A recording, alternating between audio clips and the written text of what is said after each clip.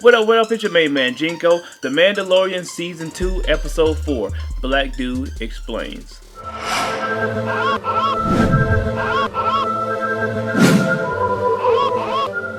Major spoilers ahead.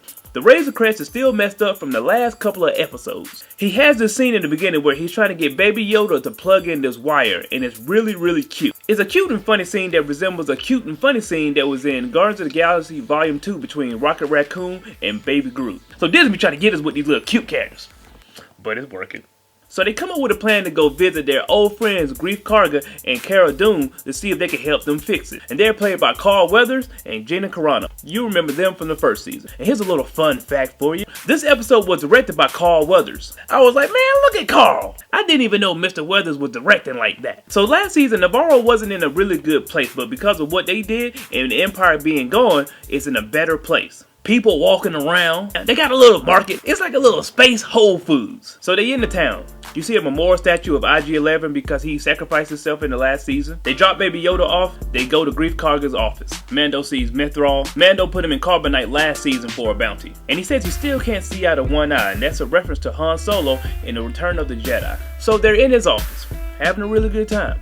And then they go from, hey, how you doing, Mando, to, you want to come help us with the secret mission right quick? Mando's like, what? It's like if you go see one of your friends, and then they go, hey, you want to help me move? You're going to be like, no, I don't want to. Where your couch at? So they say the town is in a good position, but they have this Empire post that needs to be taken out so they can turn Navarro into a trade post.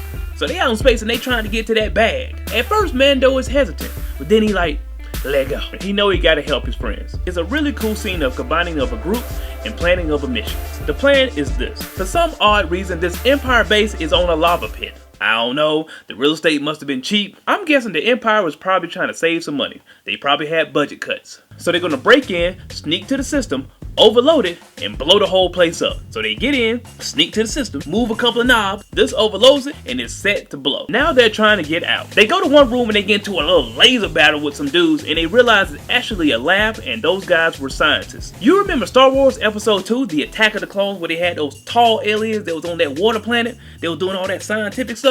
These scientists wear a patch that's associated with them. That means that they're all working on cloning. Side note, those tall aliens need to do something with their height. They too tall not to be playing basketball. In this lab, they see mutated bodies, and they uncover a message from Dr. Pearson to Moff Gideon. This doctor's from Season 1. He over here talking about M counts, and that means Mandalorian counts from the prequel. He talking about some volunteer. He said he used Baby Yoda's blood and they needed some more. He was talking about Fortnite. I guess they fused Baby Yoda's blood with somebody else and they lasted 14 days and then died. Or it didn't go well after that 14th day.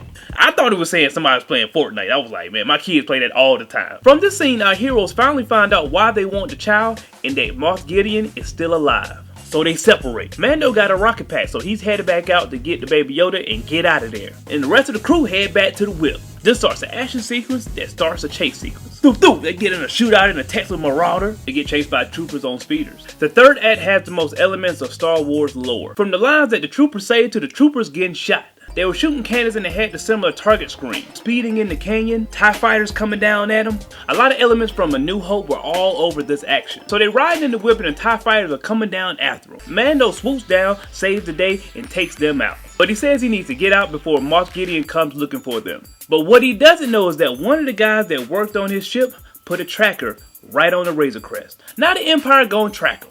But you can't find good help these days, even from the people that's helping you. Cut to later on, the X-Wing pilots from the other episodes are on Navarro now, and they doing like a space police report. Greef Karga ain't talking to the police cause he ain't no snitch. And they're trying their best to get some information about what happened. He like, y'all ain't worried about us any other time, why y'all worried about us now? Pause. I think this was a hint to how our society is in real life. We do have poor and underdeveloped communities right now in our society. And they don't get the proper treatment that they need because of location, politics, all different types of things. So I thought it was a hint to like, yeah man, you don't care about us black planets out here on the outer rim. Or it could just be the pro-black in me.